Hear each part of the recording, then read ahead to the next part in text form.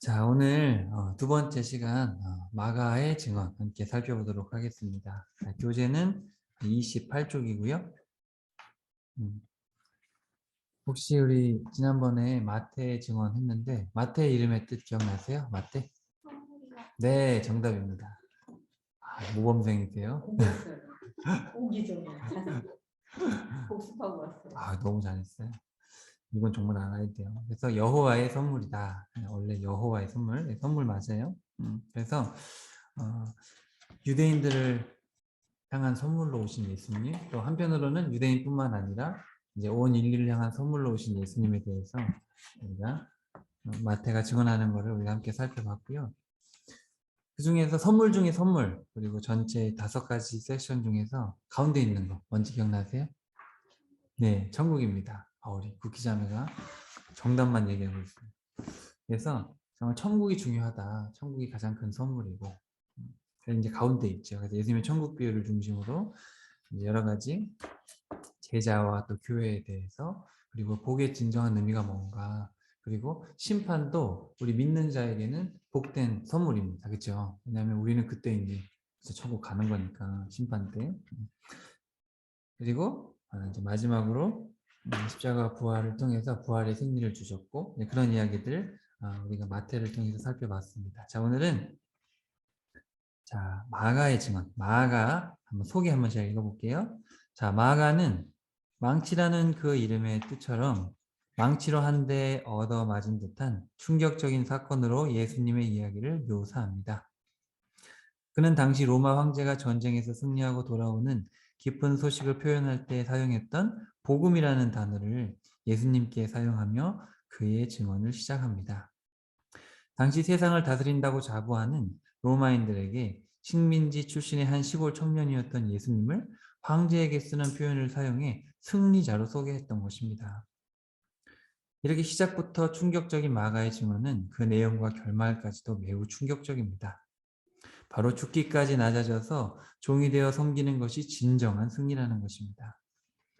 예수님의 가르침을 들은 모든 사람들은 충격에 충격을 금하지 못했고, 증언의 끝에서도 예수님의 죽음과 부활로 인해 충격을 받은 소수의 여인들의 모습을 보여주면서 결말 없이 끝납니다. 즉 마가는 예수님을 통해 하나님께서 보이시고 요청하시는 그 낮고 천한 섬김의 길은 세상의 눈으로 볼 때는 충격적일 수밖에 없지만 그 길만이 궁극적인 승리를 준다는 점을 강조하면서 당시 권력자들인 로마인들에게 결단을 촉구합니다. 잠시뿐인 이 세상에서 권력을 행사하며 살다가 심판으로 끝날 것인지 아니면 궁극적인 승리를 위해 이 땅에서 낮아짐과 섬김으로 살아갈 것인지를 결단하라는 것입니다.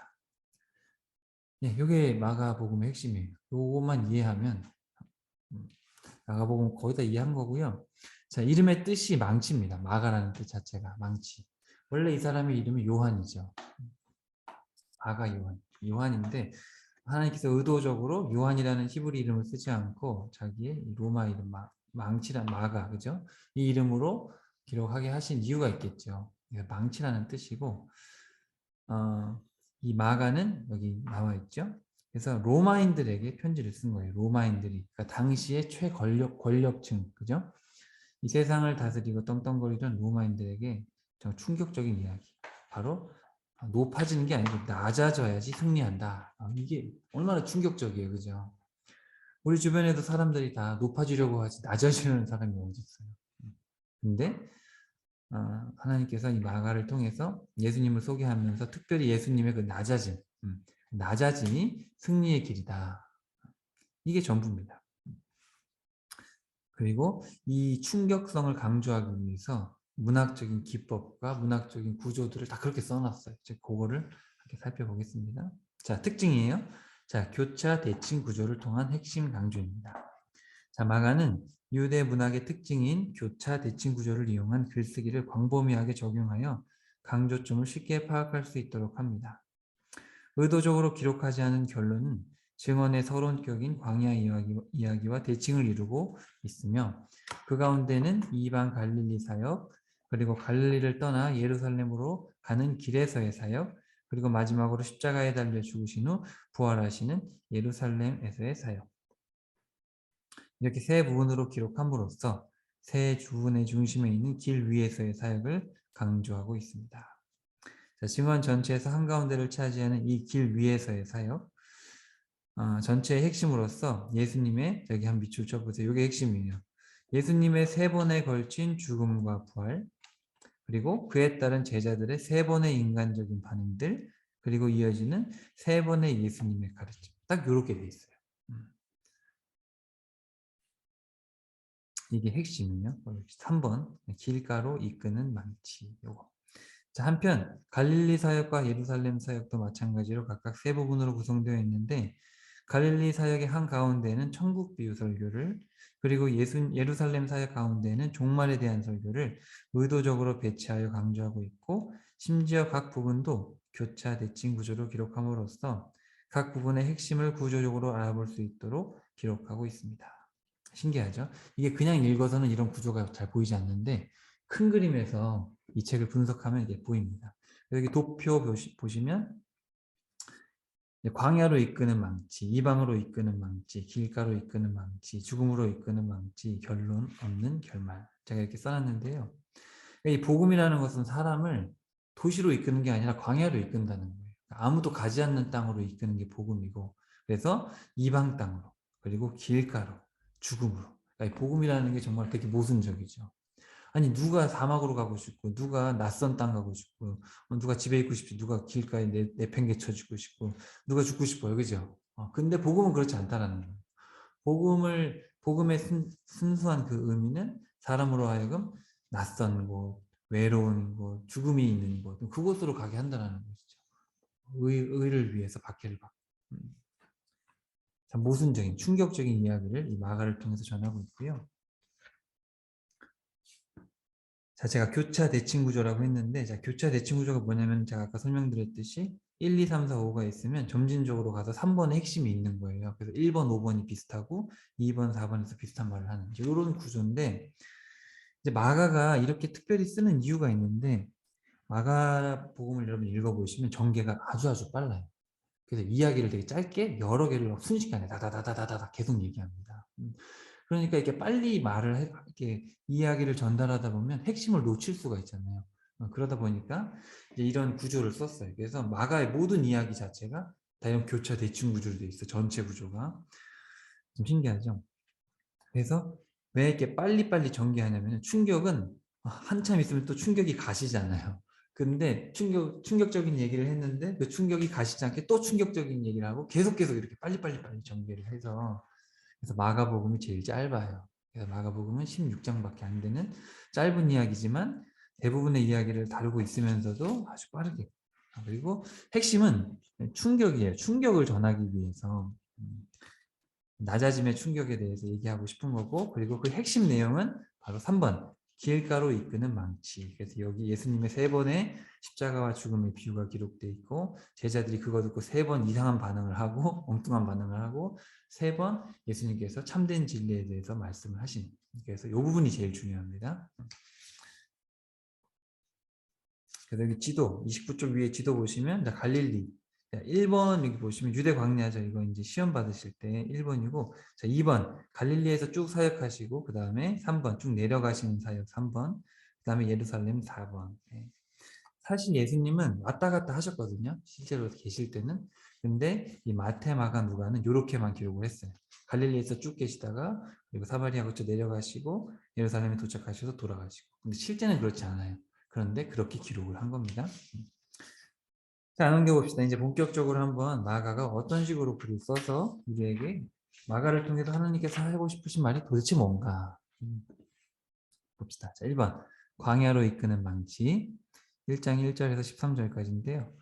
자, 예비하시고 세례를 받으시고 시험을 당하신 이야기입니다.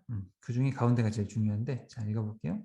자, 예수 그리스도의 복음, 곧 승리의 소식이라고 선포하면서 시작되는 이 마가의 증언에 가장 먼저 소개되는 장소는 바로 광야입니다. 광야에서 예수님의 길을 예비하는 세례 요한과, 또 광야에서 마귀에게 시험을 받으시는 예수님의 모습을 간략하게 소개하는데, 그 두 이야기 가운데 예수님의 세례 때에 하나님께서 예수님을 자신의 아들이라고 친히 하늘에서 말씀하시는 이야기가 그 가운데 있습니다. 즉 광야에서 예비되고 광야에서 시험을 받는 예수님이 바로 승리의 소식의 주체이신 하나님의 아들이시다. 의도적으로 글을 이렇게 쓰고 있는 것이죠. 그리고 마가 이제 1장 1절에 보면 예수 그리스도의 복음의 시작이다. 뭐 이런 식으로 이제 시작을 하는데 여러분도 눈치채셨겠지만 여기는 태어나는 이야기도 없고 족보 이야기도 없고 다 필요가 없어요. 왜냐하면 그 족보나 이런 이야기들은 유대인한테만 중요한 거잖아요. 그래서 로마인들한테는 예수님이 하나님의 아들이라는 걸 알려주면 되는 거잖아요. 그분이 뭐 어떻게 태어났고 이런 거는 유대인들의 관심이고 그래서 바로 예수님께서 예비되셨고 세례받으시고 시험 받으시는 그런 이야기를 아주 짧게 기록하고 있어요. 자, 마가는 로마인들을 향해 글을 쓰고 있기 때문에 족보나 출생 같은 유대적 배경에 관련된 내용을 기록하지 않고 뿐만 아니라 복음의 내용 자체를 전하려고 하기 때문에 광야에서 일어난 사역의 준비 과정도 간단하게 소개만 하고 본격적으로 예수님의 사역을 소개하는 겁니다. 목적 자체가 그래요. 다분히 의도적이라는 거죠. 그 다음에 벌써 2번입니다. 이방으로 이끄는 망치. 여기 세 부분으로 나눠져 있어요. 그래서 처음에 복음을 들어요, 제자들이. 근데 복음을 알아듣느냐? 알아듣지 못해요. 그래서 예수님께서 비유를 하나 설명하시, 천국 비유를 설명하시면서 너 왜 이렇게 하나님의 마음에 공감을 못하냐? 그렇게 그게 핵심이에요. 그리고 그럼에도 불구하고 복음을 이해하지 못해요. 근데 순수하게 믿고 예수님께 나온 사람들은 성함을 받는 거예요. 병 고침을 받는 이야기가 등장을 해요. 근데 제자들은 이해하지 못해요. 자, 예수님께서 처음 3년 동안 주로 활동하신 곳은 성전과 멀리 떨어졌고 이방 문화와 섞여 이방 땅이라고 불렸던 갈릴리입니다. 이곳에서 사역하시는 동안 예수님은 제자들을 부르셔서 행동으로 보이시고 말씀으로 가르치시지만 그들은 시간이 지나도 깨닫지 못합니다. 그러나 순수한 믿음으로 예수님께 나아오는 수많은 병자들이 고침을 받는 가운데 오히려 이방인들이 복음을 깨닫게 됩니다. 여러분 그 로마인들이 이방인이잖아요. 유대인들이 선민들이고 이 로마인들 이방인이기 때문에 그리고 이 마가는 지금 로마인들한테 이 글을 쓰고 있는 거예요.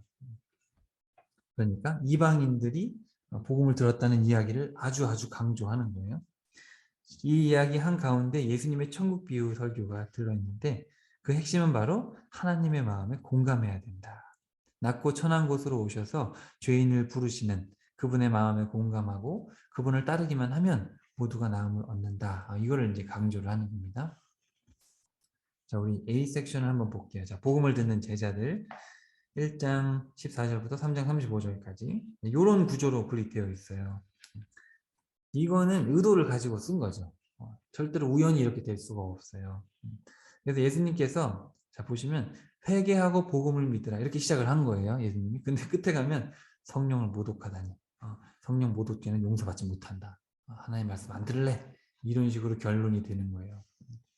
그 이야기를 제가 이 끝에 31쪽 여기 써놨으니까 한번 봅시다. 근데 이게 여러분 집에 가서 좀 차분히 보셔야 될 거예요. 자, 이 부분을 좀 더 구체적으로 보면 먼저 죄인 중에 죄인으로 취급받던 세리마태가 예수님의 부르심에 응답하는 즉 복음을 받아들이는 이야기가 핵심 이야기로 등장합니다. 저 빨간색 가운데 보이시죠? 나를 따르라 그랬더니 마태가 그 죄인 중에 죄인이었던 그렇죠? 당시 세리라는 게 뭐냐면 유대인이지만 로마에 고용돼가지고 유대인들의 세금을 착취하는 거야. 그래서 로마에 갖다 주는 직업이었어. 그러니까 유대인들이 좋아하겠어요, 안 좋아하겠어요? 세금을 1만 거두면 되는데 이 사람들이 20 걷어가지고 1은 자기하고 1은 로마 갖다 주고. 그러니까 얼마나 싫어하겠어요. 그런데 그런 마태가 예수님의 부르심에 응답을 한 거예요. 이게 너무너무 중요한 거죠. 그래서 이 사건을 중심으로 예수님은 자신이 죄를 사하는 권세를 가지고 죄인을 부르러 오셨다는 사실을 전하면서 깨끗함을 받고 함께 기뻐해라. 자, 그 전후 이야기 보시면 그 도표에 보시면 있죠. 그래서 죄를 사하는 권세가 있다. 이 이야기가 무슨 이야기냐면 환자가 왔는데 들어갈 공간이 없어가지고 지붕을 뚫어가지고 이제 환자를 내리는 그 이야기예요. 여기. 그때 예수님이 나는 죄도 사할 수 있고 병도 고칠 수 있다. 인간이 할 수 있는 게 뭐냐 이제 그런 얘기를 하시죠. 근데 궁극적으로 병 고친 것보다 중요한 게 죄를 사하는 게 더 중요하잖아요. 병은 용서받아도 죄가 사함을 받지 않으면 천국에 갈 수가 없단 말이죠. 그래서 예수님께서 병을 먼저 고쳐주신 게 아니라 네 죄가 용서받았다 먼저 얘기하시고 그런 다음에 병도 고쳐주시는. 그래서 사실 병 고침이나 죄 사함 둘 다 하나님밖에 할 수 없는데 더 중요한 건 죄 사함이다라는 것을 얘기를 하시는 거죠. 그러니까 예수님이 이제 마태를 부르셨을 때 마태가 왔는데 이 하나님께서 왜 이 땅에 내려오셔 가지고 이렇게 사람을 부르시느냐. 바로 인간의 죄의 문제가 제일 중요하기 때문에. 인간은 죄를 용서받아야 되고 하나님은 그 죄인을 부르셔 가지고 죄를 깨닫고 하나님께 돌아오면 너무너무 좋으신 거예요. 그래서 하나님의 소원이 뭐냐면 깨끗함을 받고 그리고 신랑과 함께 기뻐하는 거예요. 신랑 되신 우리 예수님과 함께 기뻐하는 거. 그게 예수님께서 원하신다는 겁니다. 복음을 전하며 생명을 살리러 오셨기 때문에 각종 병자들을 이제 치유하시는데 그리고 안식일에도 치유를 하시죠. 그러자 귀신들은 예수님을 하나님의 거룩한 자, 하나님의 아들로서 막 알아보면서 떨죠. 그런데 제자들을 비롯한 수많은 이들은 여전히 예수님이 누구이고 복음이 무엇인지를 이해를 못합니다. 예수님은 회개하고 복음을 믿으라 이렇게 선포하시면서 사역을 시작하셨는데 결국 성령을 모독하는 죄는 회개해도 용서받을 수 없으니 순종해야 함을 강력히 경고하시는 이런 상황에 이르게 됩니다.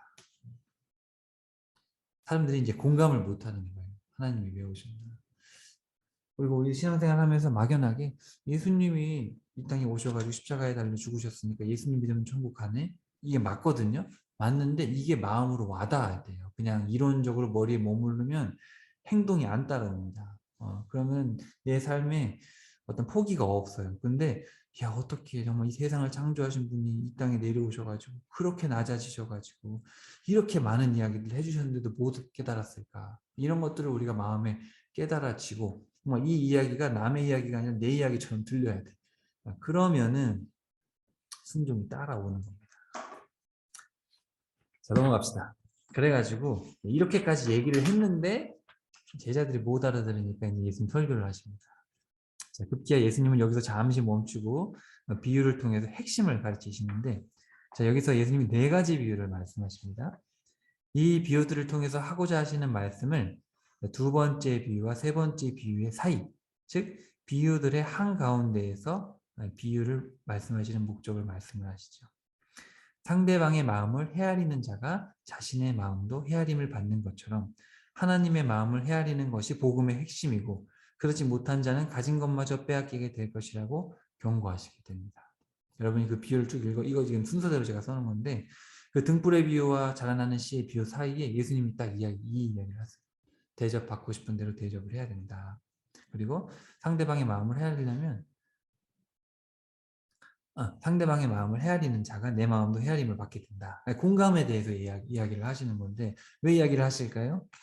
예수님이 말씀을 하시는데 공감을 못하는 거예요. 사람들이. 나는 죄를 용서해주고 싶었고 함께 기뻐하고 용서받아서 하나님과 화목된 관계를 원해서 왔는데 사람들은 뭐에 관심이 많아요? 돈, 이적, 기적, 병고침 이런 데만 관심이 있는 거예요. 하나님의 복마. 하나님은 그런 걸 다 하실 수 있지만 그것보다 관계 회복이 더 중요하다는 거죠.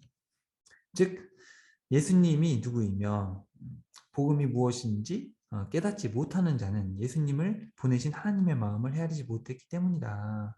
너희들이 왜 내가 하나님의 아들인데 왜 예수님이 예수님인지를 못 알아보는 이유는 하나님의 마음을 공감을 못하는 거예요. 하나님의 마음을 알았으면 예수님을 알아보는 거예요. 아, 이분이 하나님의 본체시구나. 자, 이 말씀을 중심으로 원인 없는 결과가 없다는 것을 등불과 자라나는 씨의 비유를 통해서 설명하시면서 하나님의 마음을 알지 못하기 때문에 깨닫지 못하는 것이다. 여러분 등불을 후레쉬를 어두울 때 켜잖아요. 근데 그거를 무슨 바구니 밑에 넣어놓는 사람 없잖아요. 밝히려면 등불을 꺼내놔야 되잖아요. 그죠? 그러니까 밝아지는 것이고 씨는 심으면 자라는 거 당연한 거죠. 그러니까 지금 당연성에 대해서 이야기를 하는 겁니다. 불은 비추는 거죠. 원인 없는 결과가 없어요.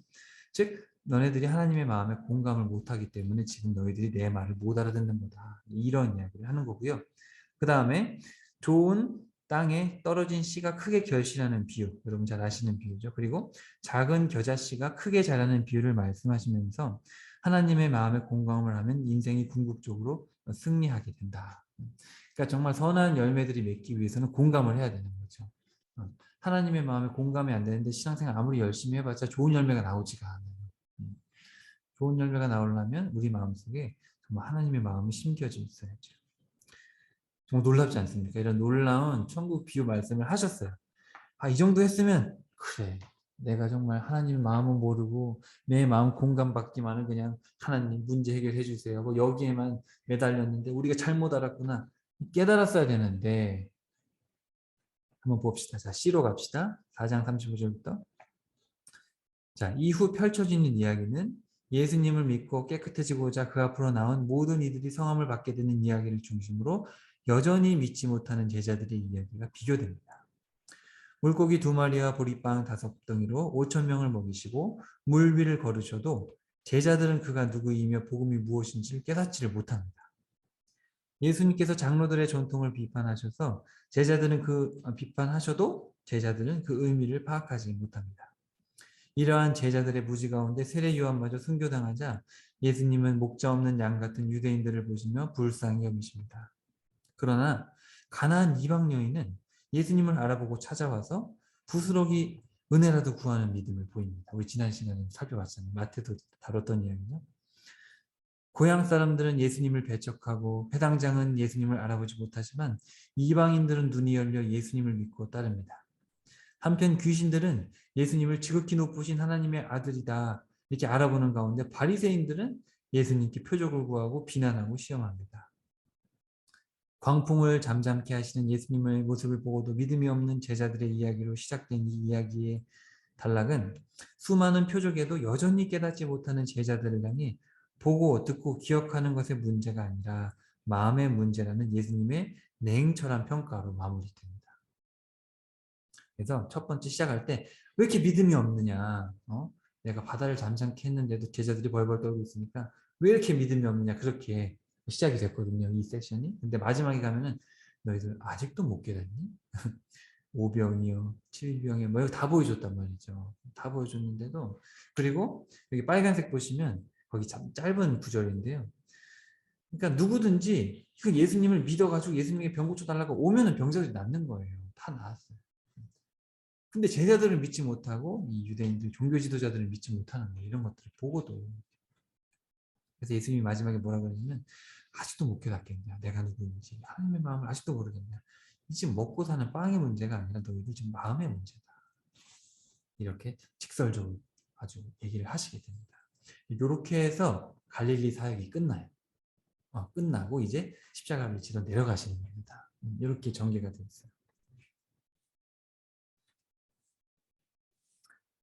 질문 있으시면 하세요. 언제든지 하시면 돼요. 그래서 여러분 집에 가셔서 천천히 요 구절들을 대비해서 이렇게 보시면 이야기가 되시고 제가 지금 아주 짧게 요약을 해놨기 때문에 큰 흐름은 이렇다 여러분 이해하시면 되는데 직접 마가복음을 읽어보시면서 하시면 진짜 답답함이 막 마음에 와닿습니다. 야, 이래도 못 깨달았나 이 사람들이? 예수님의 답답함에 좀 공감을 해봐야 돼요 우리가.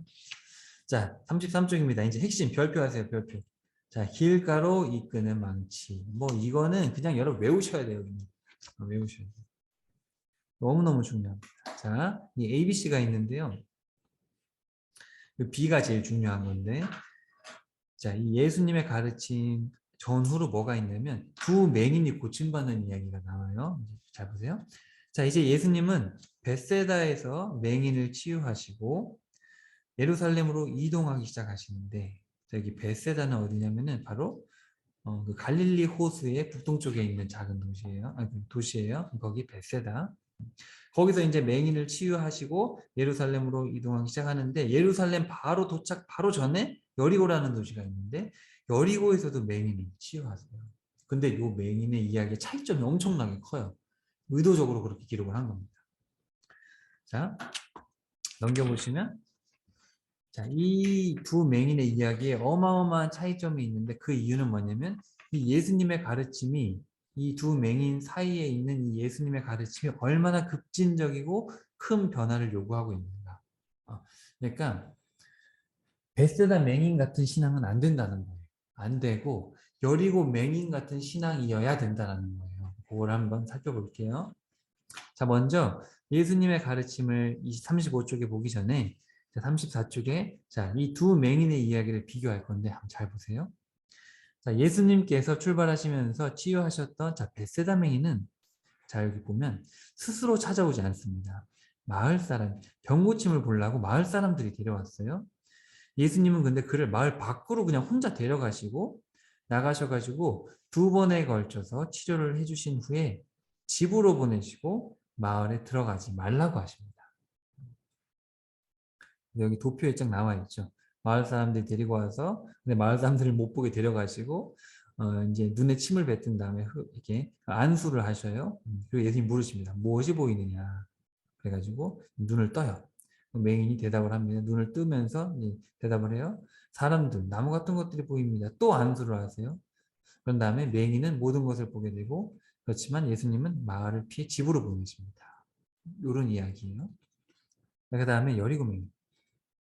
그러나 여리고 맹인은 예수님의 소식을 듣고 스스로 예수님을 향해 긍휼을 베풀어 달라고 외치고 사람들이 꾸짖자 더 크게 외칩니다. 2번에 걸친 외침 후에 예수님이 부르시자 겉옷을 내버리고 뛰어 일어나 갈 만큼 간절함이 있었고 그 간절함으로 예수님께 보기를 원한다고 말했을 때 예수님은 맹인 자신의 믿음이 그를 구원했다라고 선포를 하시게 됩니다. 그리고 그는 바로 보게 되어서 예수님을 따라가게 됩니다. 놀랍죠? 자, 보세요. 예수님을 스스로 찾지도 않았고 표적을 구하고 만져주는 것과 같은 가시적인 행위를 구하는 그런 상태에 있는 자는 바로 맹인과 다름이 없다. 그러나 예수님을 진정으로 만나고 새로운 눈을 뜨게 되면 이제부터는 능동적으로 예수님을 찾게 되고 표적이 아니라 긍휼과 말씀을 구하게 되며 궁극적으로 자신이 가장 소중히 여기는 것들을 모두 뒤로한 채 즉시 예수님을 따르며 순종하는 사람으로 변화되는 것이 당연하다는 거예요. 이렇게 급진적인 변화, 하나님의 마음에 공감이 되고 예수님이 누군지 알고 그리고 예수님의 부르심을 정확하게 안다면 삶이 완전히 바뀌어야 돼요. 정말 전과 후가 완전히 이렇게 바뀌어야 된다는 겁니다.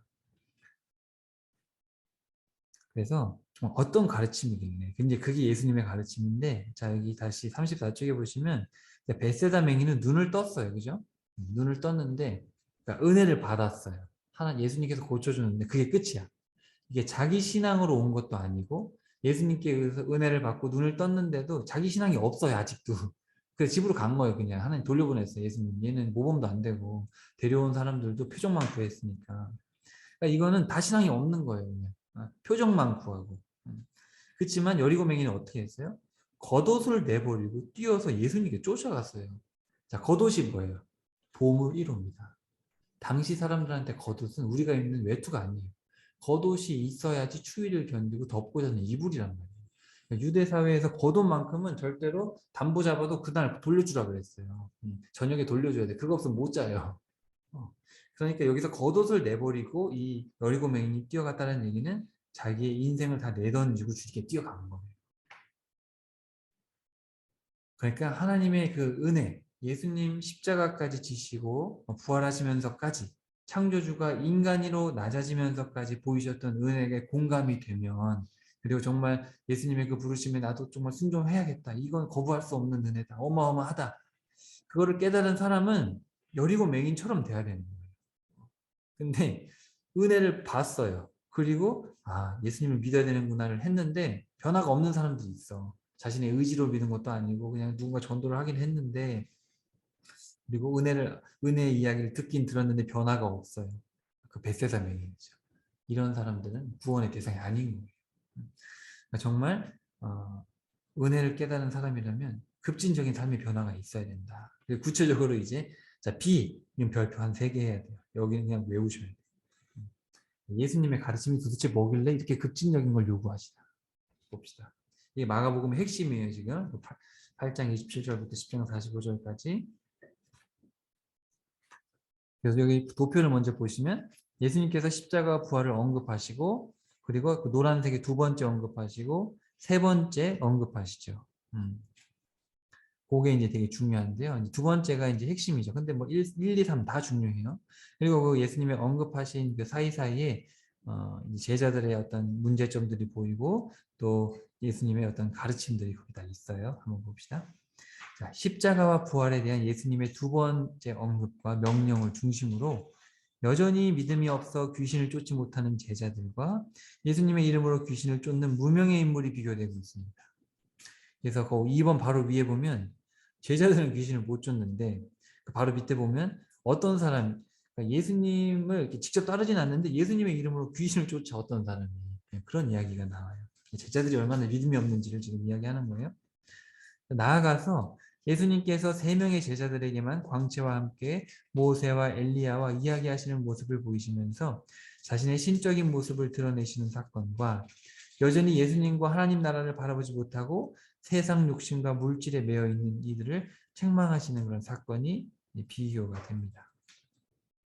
궁극적으로 처음과 끝에서 예수님의 십자가와 부활, 십자가 죽음과 부활, 그리고 이어지는 자기 부인과 섬김에 대한 명령을 다시 한번 강조하고 있습니다. 그래서 여기 보면 3번에 걸친 예수님의 십자가와 부활 언급, 그리고 3번에 걸친 제자들의 불신앙적인 행동, 그리고 3번에 걸친 예수님의 명령과 가르침, 이렇게 3개씩 묶어서 강조함으로써 제자들의 믿음 없음을 더욱 강조함과 동시에 참된 제자가 되는 것이 얼마나 급진적이고 큰 믿음과 변화를 요구하는가. 여러분 주변에 교회 다니는 사람들은 그것도 많지도 않죠. 주변에 교회 다니는 사람들이 많은 것 같지만 실제로 그 중에 제자는 별로 없다라는 거예요. 정말 예수님의 말씀대로 살고 있는 진짜 천국 갈 사람은 적다. 과연 나는 천국 갈 만한가 한번 보세요. 오늘 말씀을 통해서 스스로를 좀 보셔야 돼요. 남들이 믿음 좋다고 하는 건 별 의미가 없어요. 주여 주여 한다고 천국 가는 게 아니란 말이죠. 자, 마가를 통해 전하시는 3가지, 곧 십자가와 부활, 제자들의 불신앙, 그리고 자기를 부인하고 자기 십자가를 지고 끝까지 섬기라는 가르침이 바로 마가의 핵심입니다. 예수 그리스도의 십자가와 부활은 복음의 핵심이자 하나님의 구원 계획의 정점이고 제자들의 불신앙적 반응들은 인간의 실체죠. 인간은 다 제자들 같은 거예요, 기본적으로는. 자기 부인과 자기 십자가를 짐으로 모든 사람의 종이 되어 섬겨야 구원하리라는 말씀은 죄로 인해 죽을 수밖에 없는 이 인간의 실체를 예수님의 십자가를 따라감으로 죽이고 예수님과 함께 부활함으로 영원히 구원을 얻는다는 그런 명령인 것입니다. 자, 한번 볼게요. 십자가와 부활 언급 1하고 3. 제일 모서리에 있는 이야기들이에요. 자, 이 가르침은 시작부터 매우 급진적인 고백과 결단을 요청하시는 이야기로 시작됩니다. 자, 베세다 맹인을 치유하신 후 예수님은 내려가시는 게 아니고 이제 위로 올라갔다가 내려가시는데, 자, 이스라엘의 최북단인 가이사라 빌립보로 가십니다. 그곳은 물의 근원지로서 매우 비옥했기 때문에 웅장하고 화려한 이방 신전들이 가득했고, 특별히 거대한 바위를 깎아서 만든 크고 웅장한 신전들은 사람들을 압도하기에 충분하고도 남았습니다. 바로 이곳에서 예수님은 제자들에게 이제 베세다 맹인 고치고 이제 예루살렘으로 이제 가면서 자신을 누구라고 고백하는지 물으시는 거예요. 그러니까 베드로가 고백을 하지 않습니까? 근데 그 장소가 어디냐면 숲속에서 한 게 아니고 주변에 어마어마한 돌산을 깎아가지고 우상들이 즐비하고 세상 문화의 그냥 정점에 있는 그곳에 가이사랴 빌립보에 데려가셔가지고 그걸 물으셨던 거예요. 장면이 상상이 되시죠? 이에 베드로가 예수님을 그리스도 곧 구원자로 고백을 합니다. 그러니까 이제 예수님이 처음으로 자신의 십자가 죽음과 부활을 말씀하시게 됩니다. 그래, 나를 그리스도로 고백했구나. 나는 그리스도가 맞는데 나는 곧 십자가에 달려 죽고 3일 있다 부활한다. 이랬더니 베드로가 절대로 그래서는 안 됩니다. 예수님을 막 꾸짖어요. 예수님은 베드로를 향해 사탄아 물러가라 말씀하시면서 사람의 생각만 할 뿐 하나님의 생각을 여전히 알지 못하고 공감하지 못하는구나. 그리고 비로소 예수님은 제자들에게 자, 너희들은 자기를 부인하고 자기 십자가를 지고 나를 따라와야 된다. 이렇게 명령을 하시게 됩니다. 자기 생명을 구원하려고 하면 잃고 반대로 예수님과 복음을 위해 부끄러움 없이 생명을 잃으면 도리어 얻는다는 역설적이고 충격적인 말씀을 하시게 됩니다. 예수님께서 3번째로 십자가와 부활을 언급하셨을 때도 마찬가지예요. 세 번째. 이때는 야고보와 요한이 사적으로 예수님께 찾아와가지고 영광스러운 자리를 요구합니다. 예수님께서 처음에 요구하셨을 때 베드로가 항변했잖아요. 근데 그 베드로가 꾸짖는다는 단어가 예수님께서 사탄아 물러가라 이렇게 꾸짖었을 때 그 단어와 같은 단어예요. 예수님께서 사탄을 꾸짖는 만큼 베드로가 예수님을 꾸짖었던 거예요. 아니 내가 뭘 믿고 따라왔는데요? 내가 지금 이 로마를 정복하고 위대한 메시아가 된 줄 알고 따라왔더니 십자가에 달려 죽으면 안 되지! 이런 얘기를 한 거예요. 베드로가. 첫 번째는 그랬고 세 번째는 예수님께서 십자가에 달려 죽으시고 부활한댔더니 대뜸 세 번째, 네 번째 제자인 야고보와 요한이 와가지고 그래요? 그러면 우리를 좀 영광스러운 자리에 앉혀주시죠. 이러고 제자들은 막 분노를 하는 거예요. 이에 예수님은 너희들은 세상 권력자들하고 같아서는 안 된다. 큰 자가 되려면 예수님께서 자기 목숨을 많은 사람의 대속물로 주면서까지 섬기러 오신 것처럼 너희도 모든 사람의 종이 되어 모든 사람을 섬겨야지 천국에 간다. 이런 말씀을 하십니다. 제가 여러분 강조한 게 아니고 성경에 모든 사람의 종이 되어 모든 사람을 섬겨야 된다. 그렇게 써 있어요, 단어가. 지금 여러분 예수님의 명령 기억하시죠? 첫 번째는 뭐였어요? 자기를 부인해야 된다. 세 번째는 모든 사람의 종이 되어야 된다. 자, 그 다음에 한편 첫 번째 언급하고 명령을 내리신 이후에 예수님은 베드로와 야고보, 요한을 따로 산으로 데려가신 다음에 광채에 둘러싸여 모세와 엘리야와 대화하는 영광스러운 모습을 보이시는데 그러니까 제자들이 믿음이 없으니까 3명만 데려가는 거예요. 12명이 다 믿음이 없으니까 딱 3명 수제자들만 딱 데려갔는데 그때 성부 하나님께서 친히 예수님이 자신의 사랑하는 아들임을 음성으로 말씀하시면서 그의 말에 순종할 것을 명령하십니다. 자기를 부인하고 십자가를 져야 된다. 예수님 말씀하셨잖아요. 그런 다음에 이제 변화산에 가가지고 3명을 이제 데려간 다음에 하나님의 목소리를 직접 들려준 거예요. 하도 못 믿으니까. 근데 자 예수님은 산에서 내려오시면서 새 제자들에게 자신이 죽은 자 가운데서 부활할 것을 말씀하시는데 여전히 이해를 못하고 있어요. 이에 예수님은 구원자가 오기 전에 엘리야가 와서 잘못된 것을 바로 잡는다는 구약의 말씀이 세례 요한을 통해서 성취된 것이다. 사람들이 예수님은 못 믿는데 세례 요한은 좀 믿었어. 세례 요한은 특별하다고 믿었단 말이에요. 구원자가 받으실 고난과 멸시에 대한 구약의 예언도 바로 그 구원자인 자신을 통해 성취될 것이다. 이 제자들이 워낙 믿음이 없어요. 베드로는 꾸짖었지요. 하도 못 믿으니까 3명만 데려가가지고 예수님의 어떤 신적인 모습, 하얀 모습을 보여주시고 하늘에서는 하나님의 음성까지 들려줬어요. 근데도 믿음이 없어요. 그러니까 얼마나 답답하시겠어요, 예수님. 그러니까 너희들이 나를 그렇게 못 믿냐? 너희들 그 메시아라, 너희들 그 세례 요한 믿지 않느냐? 세례 요한이 하나님의 종이라고 믿지 않냐? 그 세례 요한이 온게 구약의 성취고 내가 바로 구원자로 구약에서 예언한 바로 내가 바로 그다 이렇게 이야기를 하시는 겁니다. 근데 요 이야기는 유대 지역과 요단강 건너편 지역을 지나가실 때 이야기와 대비됩니다.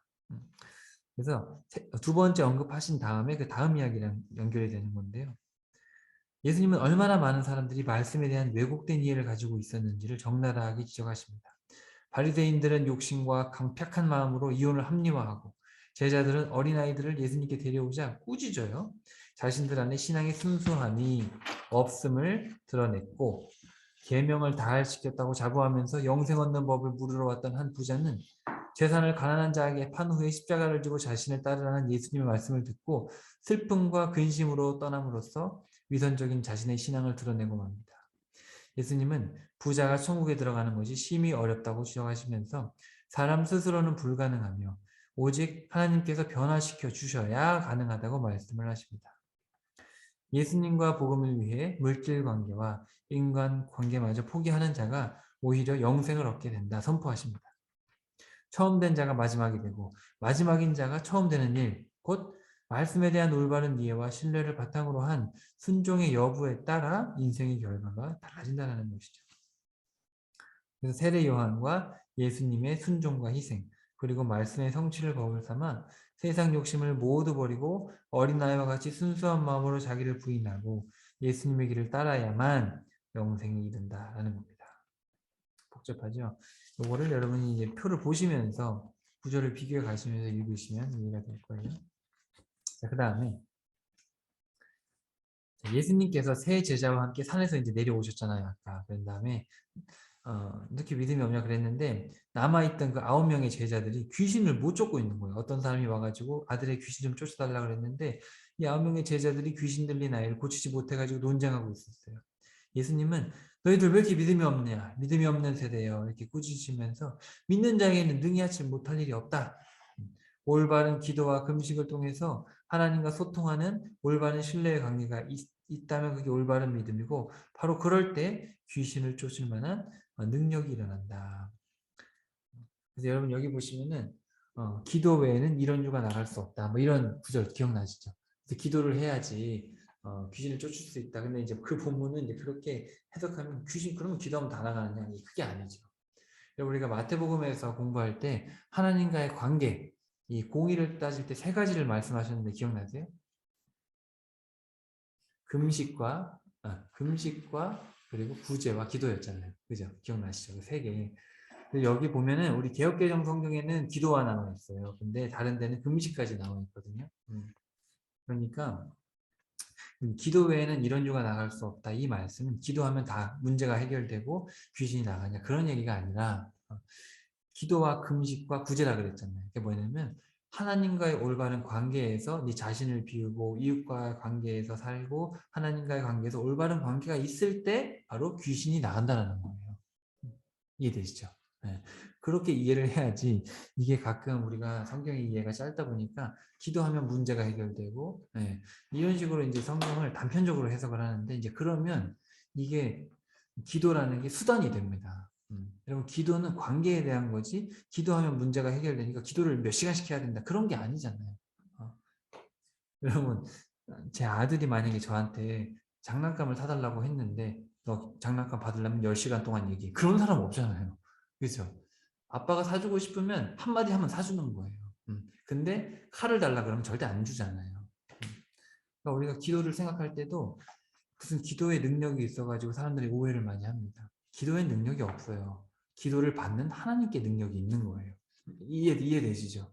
사람들은 기도의 능력이 있는 줄 알고 막 10시간씩 하고 불교에서는 막 1000번씩 절하고 막 그러면 신이 감동을 받아가지고 근데 여러분 그게 다분히 기복적인 거고 자기 욕심이 깔려 있다라는 거를 성경은 되게 지적을 하세요. 그래서 예수님께서는 그렇게 기도하지 말라. 너 욕심 때문에 기도하는 거 아니냐? 그리고 심지어 저기 스가랴서에 보면 너희들 금식하는데 심지어 1년에 4번씩 금식 기도를 하고 하는데 4달 동안 유대인들은 4달 동안 금식했어요. 근데 그게 날 위한 게 아니라 니네 욕심 채우려고 하는 거 아니에요.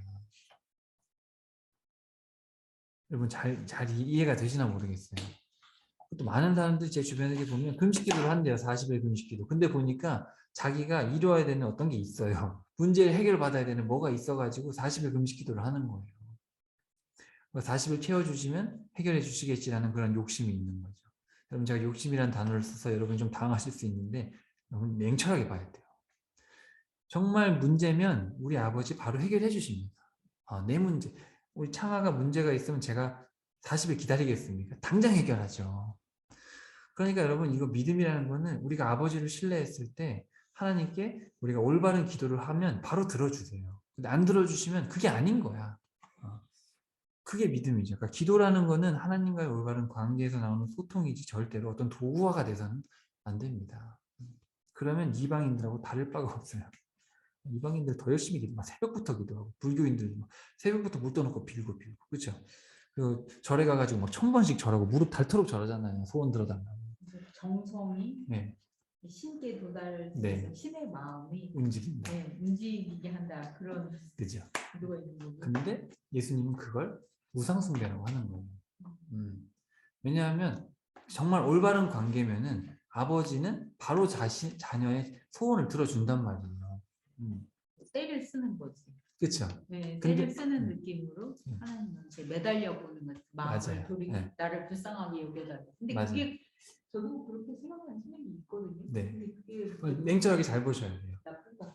나쁘다기보다는 그걸 그 내 중심을 잘 봐야 되는데 내 중심이 어떤 목표를 가지고 그거를 이루기 위해서 간다면 그건 조금 와전될 수 있죠. 왜냐하면 하나님의 뜻이 이루어져 있는 게 중요하지 내 뜻이 이루어지는 게 중요한 건 아니잖아요. 어떤 의미에서. 네. 그건 안 돼. 네. 따로따로 알지. 네. 그거는 네. 내가 좋아하는 거 뭐 이루고 싶은 게 있으면 하나님의 도우심을 네. 그러니까 받고 싶어서 기도를 하는 거예요. 맞아요. 근데 그게 맞거든요. 저도 그 순수한 마음이 뭔지는 알아요. 근데 우리가 하나님의 입장에서 부모의 입장에서 생각했을 때 여기 자제분들이 있잖아요. 근데 쿠키자매가 때를 써야지 들어주시진 않잖아요. 물론 이제 뭐 아니다 싶은데 때를 써서 억지로 들어주는 게 있어요. 네, 있어. 근데 하나님은 그렇지 않다는 거예요. 하물며 우리 부모님, 그러니까 그 비유가 하나 있는데 그리고 어떤 기억나요? 때는 내가 네. 이제 얘의 필요를 우리 인간이다 보니까 아무리 부모래도 얘가 뭘 잘 좋아하는지 모르니까. 잘 모를 수 있어. 그리고 내가 좋아하는 거하고 제가 좋아하는 거하고 또 다를. 그러니까 맞아요. 얘기를 하면 얘한테 이제 내가 가능하면 맞춰주고 불가능하면 이제 또 안 된다고 얘기해주고 뭐 그런 식이 되는 거예요. 너무 잘 지적하셨어요. 근데 그게 사람의 한계예요. 그래서 비유 하나를 말씀하시는데 옛날에 억울한 과부가 있는데 과부가 와가지고 하나님을 믿지도 않고 아주 나쁜 재판관이 있었는데 와가지고 계속 매달렸어요. 계속 매달려가지고 내 억울한 심정을 해소해 주세요. 기억나세요? 그 본문이 있어요. 그 기도에 관한 그 말씀도 있잖아요. 그 친구 밤새도록 이렇게 그것도 잘못 이해하고 있는 거예요. 그게 끈질긴 게 아니에요. 그건 원문을 다시 봐야 돼. 그 이해도 제가 써놨어요, 교재. 그게 여기 없고 누가복음에 있어요. 네. 그래서 이제 그러니까 어느 측면에는 그렇게 생각하는 게 있는 거. 우리가 그렇게 배워왔어요. 저도 그렇게 배워왔는데 제가 성경을 원문 헬라어 원문을 보고 성경 전체를 보면 아예 기도를 이거 목사님 측면에서 이해는 되는데 어느 선에서는 이게 제가 알던 거하고 부딪히니까 네, 생각을 해보세요. 근데 고민은 해보셔야 될 거예요. 왜냐하면 기도를 하지 말라는 게 아니에요. 하지 말라는 게 아니라 기도의 중심은 하나님의 뜻이 이루어지는 거예요. 그래서 예수님께서 말씀하실 때 뭐라고 기도하라고 그랬냐면 너희들 기도할 때 하나님의 뜻이 이 땅에서 이루어지기를 기도해라. 이렇게 말씀하셨죠. 근데 이제 이렇게 생각을 하려면 다분히 좀 고민을 많이 해보셔야 되고요. 그리고 기도할 때 오히려 저는 이제 이런 거예요. 기도를 할 때 내 소원을 아뢰을 수 있죠. 아뢰을 수 있지만 하나님 궁극적으로 하나님은 제 마음을 다 아시고 저에게 가장 좋은 것을 아시고 지금도 쉬지도 않고 주무시지도 않고 저를 선한 길로 인도하시기 위해서 애쓰시고 계심을 제가 믿습니다. 사모님 믿으시죠? 믿으시죠? 근데 왜 끈질기게 계속 요구하죠? 믿으면 안 해도 되잖아요. 우리가 필요한 걸 아뢰고 그리고 뭐 만약에 바로 안 되고 시간 다르면 하나님의 뜻이 아닌가요? 이렇게 물을 수는 있겠죠. 하지만 끈질기게 하는 데는 나의 어떤 욕심이 있을 수 있다는 거. 그걸 잘 보셔야 돼요. 이게 조금 어려운 얘기긴 하지만 여러분 다 보고 나시면 이해가 될 거예요. 나중에 누가복음까지 한번 보시고. 그래서 저기 책이 하나 있어요. 제가 지금 책이 하나 여기도 기도인가 주문인가라는 책이 있는데 여러분 요게 좀 어려운 부분이고 여기 잘 생각하셔야 돼요. 잘못하면 이제 그럼 기도는 하면 할 필요가 없는가 이런 식으로 가실 수가 있는데 이 부분을 여러분이 잘 이해를 하시고 신앙이라는 관계에 대한 거예요. 관계. 하나님과의 관계. 그래서 이 부분이 잘 되시면 오히려 여러분 기도할 때 근심이 사라지고 오히려 확신에 차서 기도하실 수가 있게 돼요. 근데 그거는 좀 더 살펴볼게요. 지금 그거 다 얘기하면 너무 기니까. 자, 어쨌든 봅시다. 38조. 한편 여기 이름도 없고 예수님을 따르지도 않던 자가 예수님의 이름으로 귀신을 쫓는 것을 목격한 제자 요한은 따르지 않는다는 이유로 못하게 합니다. 이에 예수님은 반대하는 자가 아니면 위하는 자라시면서 그리스도에게 속한 자라면 아무리 작은 자라도 섬겨주고 실족하게 해서는 안 된다 경고하시죠. 신체의 한 부위가 그 작은 자를 실족하게 할 것 같으면 없애버리고 지옥에 가지 않는 것이 낫다 말씀하실 정도로 강하게 말씀하십니다. 예수님을 따르는 모든 이들은 서로 화목해야 한다는 것이죠. 자, 그 다음에 이제 핵심입니다. 2번 십자가와 부활 언급 두 번째. 갈릴리를 지나시던 중 예수님께서 두 번째로 십자가와 부활을 언급하시자 제자들은 깨닫지 못하고 두려워합니다. 예루살렘으로 십자가를 지러 가시기 전 마지막으로 사역 본부인 가버나움에 가시는데 그 길에 제자들은 누가 더 큰지 논쟁합니다. 이에 예수님은 첫째가 되려면 모든 사람의 끝이 되어야 모든 사람을 섬겨야 한다고 명령하십니다. 어린아이와 같이 지극히 작은 자 하나를 영접하는 것이 예수님을 영접하는 것이고 그것이 곧 예수님을 보내신 하나님을 영접하는 것임을 강조하시죠. 그래서 여기 제가 도표를 썼어요. 도표가 이제 순서대로 되어 있는 거를 제가 색깔로 이제 구분해 놨는데, 가운데 십자가 부활 언급. 그래서 제자들은 막 다퉈요. 누구든지 첫째가 되려면 모든 사람의 끝이 되어야 되고 모든 사람을 섬기는 자가 되어야 된다. 이게 마가복음 전체의 핵심입니다. 충격적이죠. 그러니까 로마인들에게 모든 첫째가 되려면 모든 사람을 섬기는 자가 되어야 됩니다. 그러니까 최고로 돈이 많고 최고로 권력이 많은 사람들에게 그런 거를 통해서 모든 가난한 사람들을 다 섬기는데 다 포기하고 살아가야 됩니다. 이제 이런 얘기들을 하는 거예요. 이건 정말 충격의 충격이죠. 그리고 제자들도 받아들이지 못했고 주변 사람들 아무도 이걸 받아들이지 못하는 거예요. 충격적인 이야기입니다. 자, 4. 죽음으로 이끄는 망치. 이제 마지막이에요. 이제 갈릴리를 떠나서 예루살렘으로 오시는 길에서 3번 언급하시고 이런 일들을 다 가르침을 다 주셨고요. 자, 이제 죽음으로 이끄는 망치 한번 봅시다. 자, 넘기시고 40조. 자, 예루살렘에 입성하신 예수님은 종교 지도자들의 거센 공격을 말씀으로 모두 물리치신 후 타락한 이 예루살렘 성은 다 무너질 것이라 경고하십니다. 이후 제자들에게 종말에 대한 설교를 하신 후 종교 지도자들에 의해 죽음을 당하십니다. 그러나 3일 후 제자들은 예수님께서 부활하셨다는 충격적인 소식을 듣게 됩니다. 그래서 여기도 마가가 역시 세 파트로 썼는데 가운데에 또 설교가 등장해요. 우리 처음에도 갈릴리 사역 하실 때 하도 말해도 못 알아들으니까 설교 한번 하시고 그다음에 또 얘기하셨잖아요. 여기도 똑같이 그렇게 되어 있어요. 자, 먼저 지도자들과 이제 다투는 이야기인데요. 예수님께서 예루살렘 성에 입성하시자 종교 지도자들은 예수님을 시험하기 시작합니다. 여러 시험 중 핵심이 되는 것은 로마 황제에게 세금을 내야 하는가, 세금을 내지 않아도 된다고 하면 로마에 대한 반역죄, 세금을 내도 된다고 하면 하나님의 아들이라면서 세상 왕한테 세금을 내냐, 이제 좌로나 우로나 못 가게 이렇게 다 짜고 치는 거죠. 근데 예수님이 뭐라 그러냐면 하나님의 것은 하나님께, 로마 황제의 것은 로마 황제에게 바치라. 자신의 정치적 유익을 위해 종교를 이용할 뿐 창조주 하나님을 너희들이 믿지 않고 있지 않느냐, 이렇게 이야기를 한 거죠. 그러니까 너희들 종교를 이용하고 있는데 하나님 건 하나님께 드리면 되지. 아주 예수님께서 전국을 찔러가지고 이렇게 말씀을 하셨습니다. 지도자들의 핵심이 이건 거예요. 그러니까 여러분 많이 들어본 이 바리새인과 이 사두개인들의 핵심이 뭐냐면 하나님을 믿는 게 아니고 이 종교를 이용하는 거예요. 자기 직분, 이 바리새인, 바리새파 뭐 이런 팔을 이용해 가지고 자기 어떤 유익을 얻고 있는 거죠. 그러니까 예수님이 그거를 적나라하게 지적을 하신 거죠.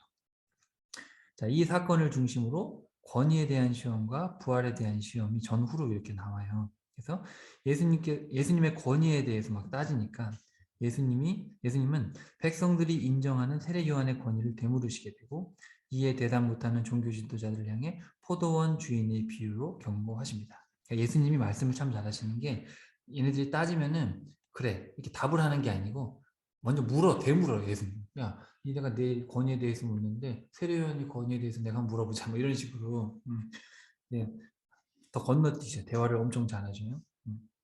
왜냐하면 백성들이 세례요한은 하나님의 사람이라고 인정을 했단 말이에요. 그러니까 바리새인들도 거부할 수가 없는 거죠. 근데 그 세례요한이 예수님을 하나님의 아들이라고 했으니까.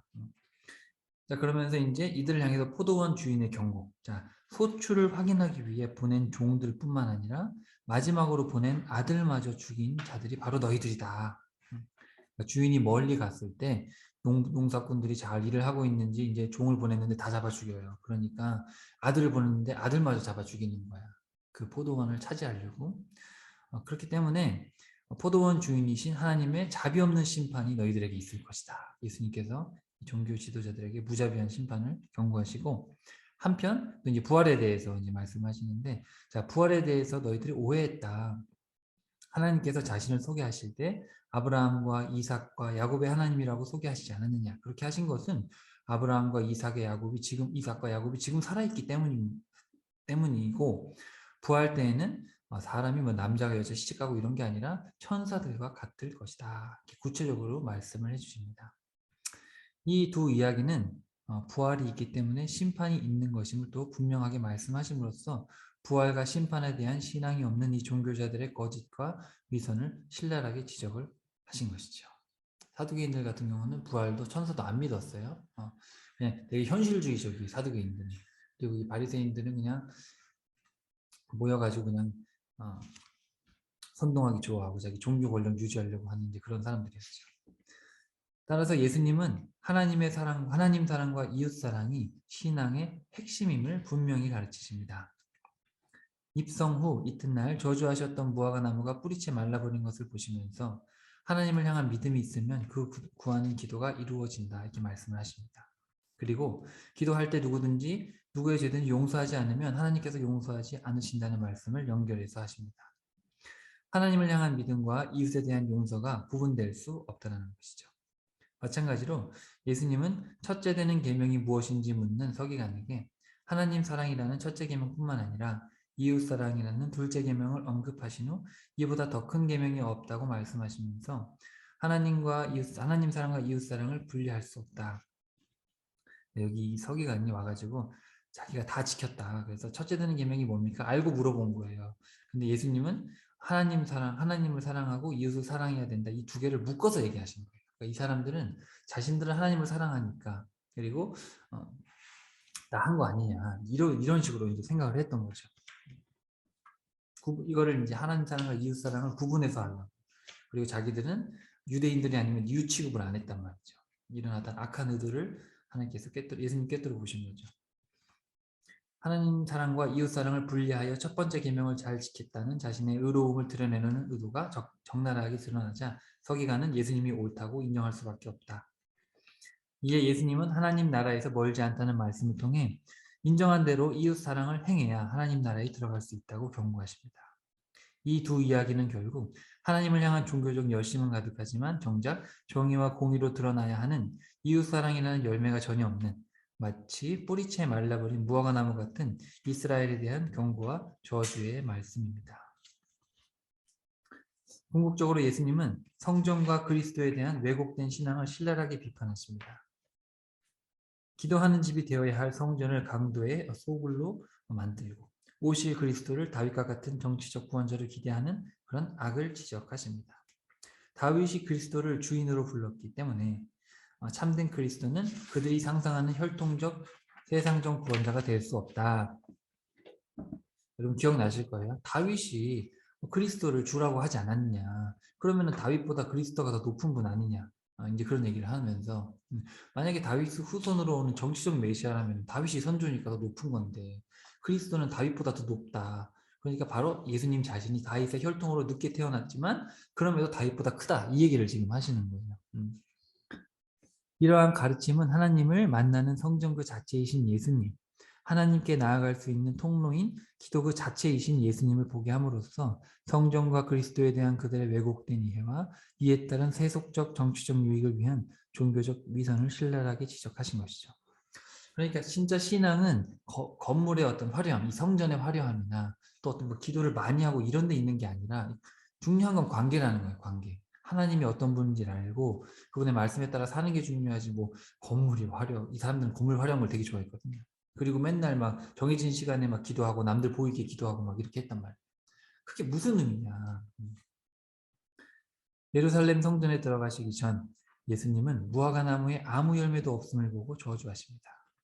무화과가 익을 만한 시기가 아니었기 때문에 상품 가치가 없는 덜 익은 무화과라도 달려 있었어야 되는데 잎사귀만 무성한 채 아무 열매도 없었기 때문에 시간이 지나도 열매를 맺을 가능성이 없었기 때문입니다. 여러분 이게 무슨 이야기냐면 예수님께서 딱 갔는데 열매가 없어요. 근데 열매 맺을 시기가 아닌데 열매가 없어서 저주하셨다. 이렇게 돼 있으니까 사람들이 헷갈리는 거예요. 아니 열매 맺을 시기가 아니면 당연히 열매가 없지. 근데 그 원문을 보면은 또 이 이스라엘이 무화과 나무를 아셔야 되는데 뭐냐면은 두 종류가 있는데 처음에 볼품없는 무화과가 열려요. 근데 그거는 상품 가치가 없기 때문에 그거는 그냥 가난한 사람들이 와서 이제 먹는 거고 이제 그런 게 열려야지 나중에 진짜 열매들이 열리는데 그거조차가 없는 거예요. 처음부터. 그러니까 이거는 앞으로도 열매 맺을 가능성이 없다는 거예요. 그래서 예수님이 그걸 지적하시는 거예요. 이스라엘의 이제 농업을 좀 알아야 이해가 되는 구절이고요.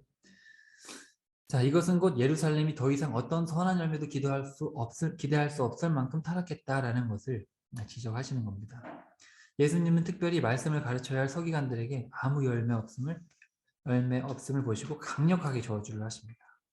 서기관들이 누구냐면 성경을 쓰는 사람이에요. 성경을 써가지고 성경을 가르치기도 했던 사람들인데 이 사람들이 정말 중요한 역할을 해야 되는데 아무것도 안 했기 때문에 엄청나게 무섭게 저주를 하시고, 그러나 그들은 종교적 의상을 눈에 띄게 입고 높은 자리에 앉아 가르치며 남에게 보이려고 길게 기도하면서도 세상에서 가장 소외된 계층인 과부가 자신의 전부를 드린 그 작은 헌금마저 착취해버리는 극도의 타락함을 보일 뿐이었기 때문에 예수님은 그들을 향해 무서운 심판을 피할 수 없을 것이라 저주하십니다.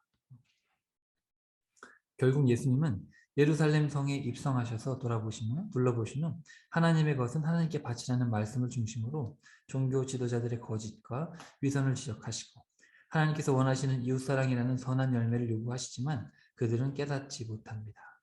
결국 예수님은 예루살렘 성이 다 무너질 것이라 저주하시면서 성을 나오시게 됩니다. 그래서 이 부분은 예루살렘에 입성하신 이야기로 시작을 해서 여기 40쪽의 표를 보시면 예루살렘에 입성하셔가지고 예루살렘 성을 둘러보시는 이야기로 시작해서 이제 예루살렘에 이제 서기관들 저주하시고 예루살렘 나오시면서 다 무너질 거다 이렇게 경고하고 나오는 이야기로 끝이 나는데, 여러분 제가 지금 설명드리는 게 좀 어려울 거예요. 왔다 갔다 해가지고. 근데 이걸 여러분 이해하시려면은 이제 성경을 펴놓고 읽어가면서 제가 지금 여기 보면 전후가 이렇게 연결이 되어 있기 때문에 전후를 제가 연결해서 설명을 하다 보니까 이게 순서대로 제가 이해한 게 아니 순서대로 설명드린 게 아니고 내용을 묶어서 그 빨간색 하나님의 것은 하나님에게 이 내용을 중심으로 제가 설명을 해나간 거기 때문에 여러분 좀 헷갈리실 수 있는데, 이렇게 한 이유는 마가가 전달하려는 바를 제가 여러분에게 의도를 전달하고 싶어서 이렇게 설명을 한 거기 때문에 여러분이 한번 집에 가서 좀 차분히 교재를 보면서 읽어봐야 이해가 될 거예요. 어쨌든 이 부분의 핵심은 이 지도자들의 어떤 위선과 불신앙을 아주 적나라하게 지적을 하신 거예요. 자, 그 다음에 42쪽, 자, 종말설교입니다. 예수님은 성전 동편에 있는 올리브산, 여기가 감람산이에요. 한국에는 감람산이라고 하는데 이 감람이라는 게 올리브예요. 올리브. 그냥 올리브산으로 번역했으면 쉬울 텐데, 그죠? 네. 자, 예수님. 한국말로 감람이에요. 네, 감람산. 감람산 하면 어렵잖아. 이 무슨 산인가? 올리브산이에요. 올리브산. 그 예루살렘 성이 동쪽에 가시면 언덕이 하나 있는데 거기가 이제 올리브산이고 거기 겟세마네 동산, 예수님 기도하신 데도 있고 거기 예수님이 재림하실 때 올리브산에 재림하신다고 돼 있어요. 성경에. 감람산에. 거기서 부활하셨거든요. 거기서 이제 제자들한테 빠이빠이 하고 올라가셨단 말이에요. 그래서 여기 글로 다시 오신다고 스가랴서에도 있죠. 자, 성전 동편에 있는 올리브산에 올라가 성전을 바라보고 앉으신 후에 종말에 대해서 제자들에게 이제 가르치십니다. 자, 그 가르침의 핵심은 바로 예수님의 재림입니다. 하늘이 빛을 잃고 별들이 떨어질 때 예수님께서 영광과 권능 가운데 오시고 천사들을 통해 택한 백성들을 모으실 것이다. 이 이야기를 중심으로 삼가할 것과 배워야 할 것을 말씀을 해주십니다. 자, 먼저 거짓 그리스도들과 선지자들의 표적과 기적들을 통한 미혹을 삼가라고 말씀을 하십니다. 그러니까 우리가 조심해야 되는 거예요. 예루살렘 성전터에는 가증한 것이 세워질 것이니 유대에 거하는 이들은 그곳을 떠나라고 말씀을 하시고 창세 이후에 없었던 극심한 환난이 올 것이나 예수님 하나님께서 택한 자들을 위한 기간을 줄이실 것이니 그 말씀을 기억하며 주의하라. 이후에 자, 무화과 나무의 비유를 배우라. 나무의 변화를 보고 계절의 끝을 알 수 있듯이 영원히 없어지지 않을 예수님의 말씀에 따라 시대를 분별하여 예수님이 오실 것을 판단해라. 두 가지죠. 삼가하라. 그러니까 이제 거짓 미혹들을 여러분 잘 이제 추스리셔야 되고 잘 걸러내야 되고, 그리고 하나님의 말씀이 결국은 끝까지 있어서 하나님의 말씀대로 모든 것이 될 것이기 때문에 하나님의 말씀을 잘 배워야 된다. 그러니까 재림을 준비하면 당연히 그렇겠죠. 결국 저와 여러분은 재림을 준비하는 사람들이잖아요. 우리 생전에 오실지 모르지만 어쨌든 간에 우리 믿는 사람들은 예수님의 재림을 바라보는 사람들인데 두 가지를 하라는 거죠. 그래서 거짓 가르침들을 조심하고 그리고 하나님의 말씀대로 분별해야 된다. 자, 마지막으로 재난의 징조와 재난의 시기를 말씀을 하십니다. 예수님의 이름으로 많은 미혹이 일어나며 전쟁과 지진 그리고 기근이 일어나며 재난이 시작되는 것이라 말씀하십니다. 성도들이 종교와 세상 권력 앞에 끌려가 박해를 받지만 성령님께서 할 말을 주실 것이고 복음은 모든 나라에 전파될 것이라 알려주십니다.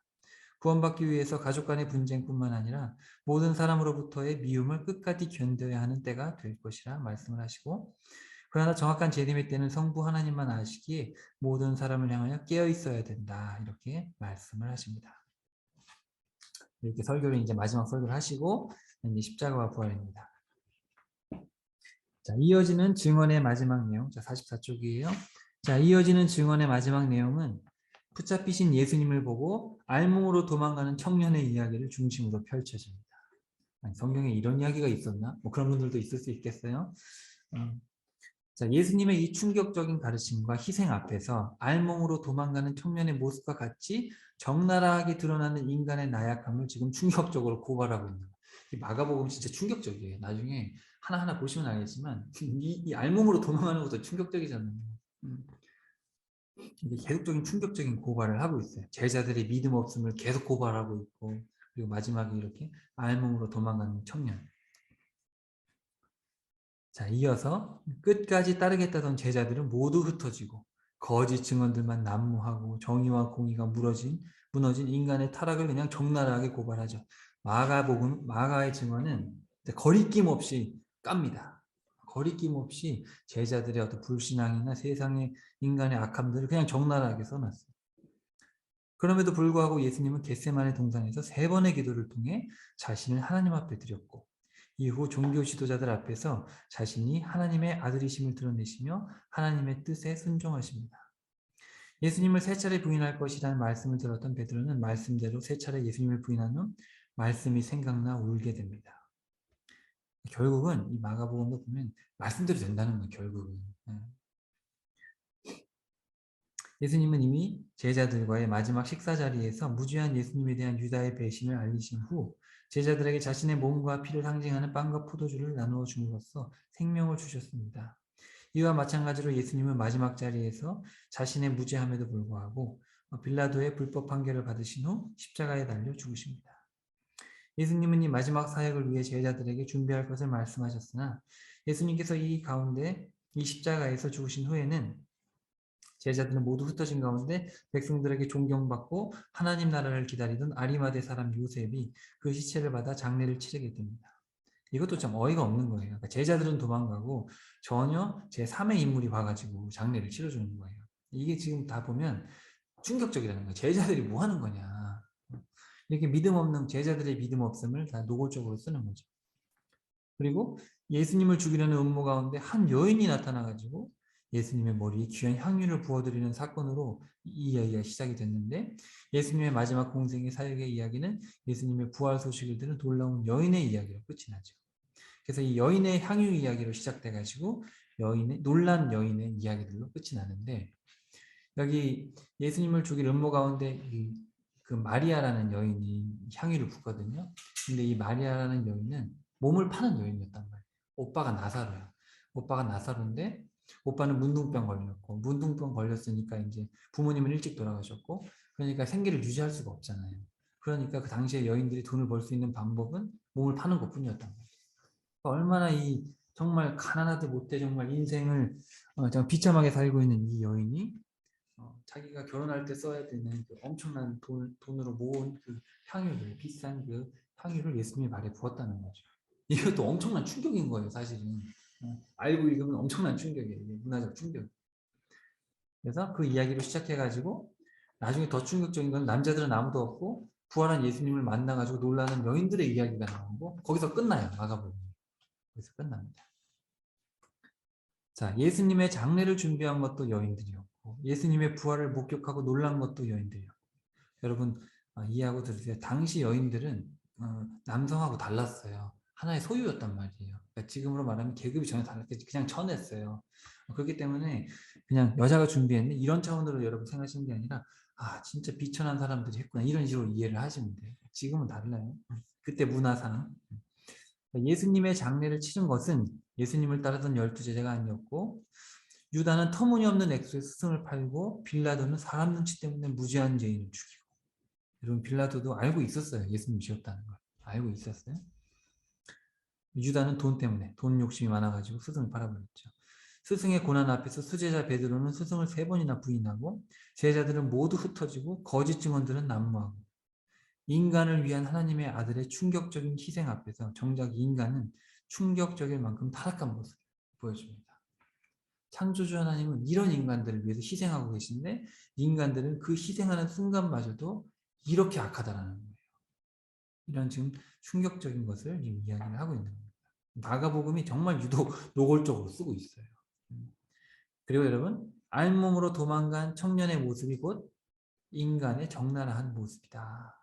그리고 밝히진 않았지만 이 알몸으로 도망간 청년이 누구겠어요? 마가입니다. 마가 자신이에요. 마가가 어렸단 말이에요. 마가가 부잣집 아들이어가지고 다락방도 있는 집이면 되게 큰 집이에요. 다락방인데 막 100명씩 들어갈 수 있단 말이에요. 그러니까 마가는 부잣집 아들로 태어났죠. 이 사람들이 믿음이 시원찮고 그냥 뭐 예수님 이야기를 듣긴 들었는데 뭐 그냥 그날 예수님 붙잡히시는 날도 그냥 집에 있다가 아유 야 그래서 예수님한테 가보라 해가지고 막 그냥 이불 덮고 그냥 가다가 예수님 보러 갔다가 예수님 잡히시는 거 보고 그냥 이불 덮고 집어던지고 알몸으로 도망갔던 그 사람이 바로 마가예요. 마가. 그래서 지금 마가가 자신의 어떤 과거, 믿음 없었던 그 과거를 회상하면서 자신의 이야기를 이렇게 쓴 거죠. 그리고 바로 이 알몸으로 도망가는 청년 같은 인간이 바로 우리다라는 거예요. 우리다.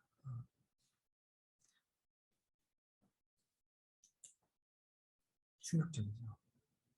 여러분 많은 사람들이 교회를 다닐 때도 보면 자신의 문제를 해결받기 위해서 그죠? 그리고 어떤 자신의 소원과 또 예수님 믿으면 천국 간다는 걸 들어가지고 믿는데 자기 욕심이 너무 많은 거예요. 아닌 것 같지만 되게 기복적으로 많이 가고 기독교 신앙의 본질은 우리가 마가복음에서 살펴봤듯이 자기 부인이에요. 이제 나는 내 뜻대로 사는 게 아니에요. 지금까지 돈 좋아하고 사람 좋아했는데 다 버려야 돼. 예수님이 그렇지 않은 내 제자가 아니라 그랬거든요. 그래서 다 버리고 아무도 가지 않는 정말 낮은 곳에 가서 모든 사람을 위해서 모든 사람의 종이 돼서 모든 사람을 섬겨야 내 제자래요. 대형 듣고 싶어요, 듣기 싫어요. 듣고 싶어요, 이런 말을? 그렇게 하고 싶어요? 내 형제가 하고 싶고 좋아하는 거 다 버리래. 다 버리고 모든 사람이 종이 되려 종. 종이 돼가지고 그 사람들한테 내 형제 돈 벌어가지고 가난한 사람들 갖다가 빚 갚아주고 그 사람들 발 닦아주고 할 수 있겠어요? 노숙자 같은 사람들이 막 욕하는 데 가가지고 밥 갖다 주고 욕 먹어도 계속 웃으면서 해주고 그러란 얘기예요. 이건 세상 말로 하면 미친 거죠. 하지만 예수님이 그렇게 하셨다는 거죠. 그러니까 이거를 하나님이 너희들 그렇게 해야지 천국 간다고 했으면 아니 하나님 그거 누가 해요 그거를. 근데 하나님이 직접 그걸 하셨다는 거예요. 하나님이 사람이 돼가지고 이 땅에 내려오셔가지고 직접 유다의 발을 닦았단 말이에요. 자기를 배신할 유다의 발을 닦고 그리고 문둥병자 아무도 보지 않는 문둥병자에 가가지고 문둥병자 고쳐주고 나사로 집을 특별히 좋아하셨어요. 또 그래서 나사로랑 같이 지내고 나사로 살려주시고 그러니까 예수님이 정말 낮고 낮은 모습으로 사는 모습이 뭔지 하나님이 원하시는 삶의 모습이 뭔지를 예수님을 통해서 정말 보이셨다라는 거예요. 그리고 이렇게 살아야 된다는 거예요. 우리가 이제 많은 경우에는 예수님을 믿으면 천국 가니까 예수님이 그렇게 사셨지. 근데 우리가 어떻게 그렇게 살아? 우리는 예수님을 믿으면 되고 예수님이 하나님의 아들이라는 걸 인정하는 순간 우리는 천국 가니까 삶은 삶이고 믿음은 이렇게 되면 그건 성경이 말하는 신앙이 아닌 거예요. 좀 이해가 되시나요? 마가가 하는 얘기가 그 얘기예요.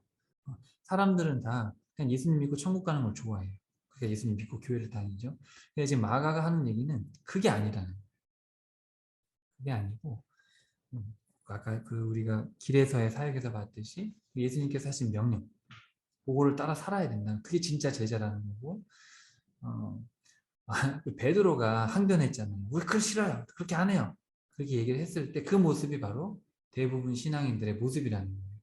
대부분 사람들도 아니 하나님 싫어요. 무슨 자신을 부인하고 하고 싶은 거 해야지. 하나님 믿으면 하고 싶은 것도 잘 되고 사업도 잘 되고 내가 그러니까 하나님 믿는 거 아닙니까?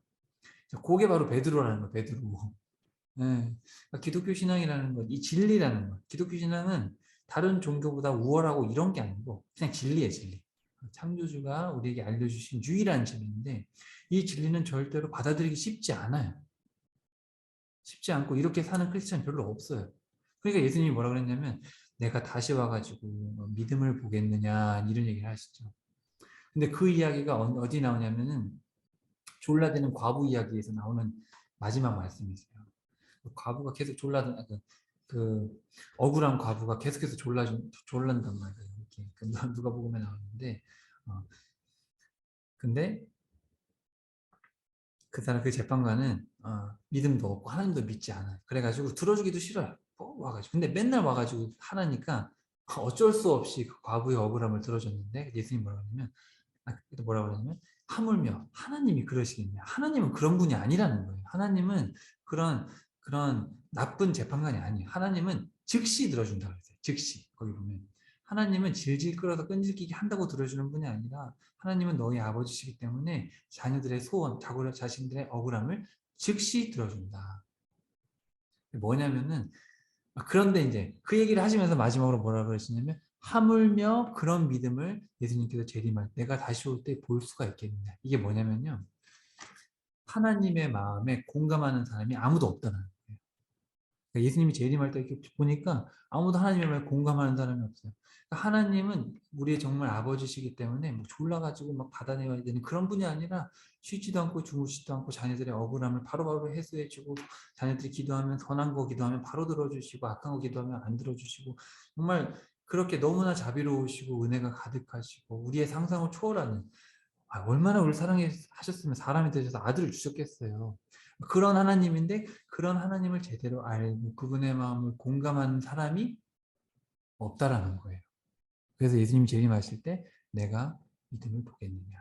볼 사람이 없다. 그런 정말 하나님의 마음을 공감하는 참된 신앙인이 없다. 참 부담스러운 이야기죠. 근데 여러분 제가 장담하지만 제가 지금 말씀드리는 내용이 마가가 하는 얘기입니다. 그리고 복음서에서는 이걸 신앙이라고 하고 있어요. 그리고 여러분 제 말을 못 믿겠으면 여러분이 직접 읽어보세요. 정말 냉철하게 욕심 다 버리고 내가 지금까지 배웠던 모든 걸 다 버리고 순수하게 예수님의 말씀을 읽어야 돼요. 그렇게 하면 내 욕심을 안 버리면 절대 읽어내지 못합니다. 자, 5번 열린 결말이에요. 자, 독자의 결단을 요구하는 충격. 자, 마가는 예수님의 부활을 알리는 천사를 만난 여인들의 행동을 묘사하는데 몹시 놀랐다, 떨었다, 도망했다, 무서워했다, 아무 말도 못했다 이런 말들을 계속해요. 이런 결말은 마가가 그 이름의 뜻대로 망치로 한 대 얻어맞은 듯한 충격적인 선포로서 복음을 소개하려는 의도를 분명하게 보여줍니다. 여러분, 마가는 복음의 강력한 의미를 더욱 강조하기 위해서 자신의 증언 전반에 걸쳐서 자신만의 독특한 단어를 사용하는데 극한 충격을 의미하는 헬라어 담베오와 에크 담베오라는 헬라어 단어, 이 단어는 마가만 쓰고 있어요. 마가만. 자, 마가는 예수님의 공생의 사역을 소개하면서 첫 이야기로 예수님께서 가버나움 회당에서 말씀을 전하신 후에 귀신을 쫓으시는 모습을 소개합니다. 이게 이제 마가복음 1장에 이제 광야에서 나오셔가지고 처음으로 사역하시는 이야기가 바로 이 이야기거든요. 가버나움 회당에서 귀신 쫓는 이야기인데 귀신이 크게 소리를 지르면서 나가는 모습을 보고 대중들이 깜짝 놀랄 때 이 단어를 써요. 이 마가만 쓰는 단어, 이 담베오라는 단어를 씁니다. 자, 그리고 여기서 처음 썼어요. 그러니까 처음 글을 시작할 때 그 마가가 충격적이라는 단어를 썼고요. 그 다음에 예수님께서 갈릴리를 떠나 예루살렘으로 가는 길, 제가 말씀드렸죠. 제일 중요하다는 그 부분 있잖아요. 예수님께서 3번 자신을 죽음과 부활을 언급하실 때 바로 이 세 번 언급하실 때도 3번 이 단어를 쓰세요.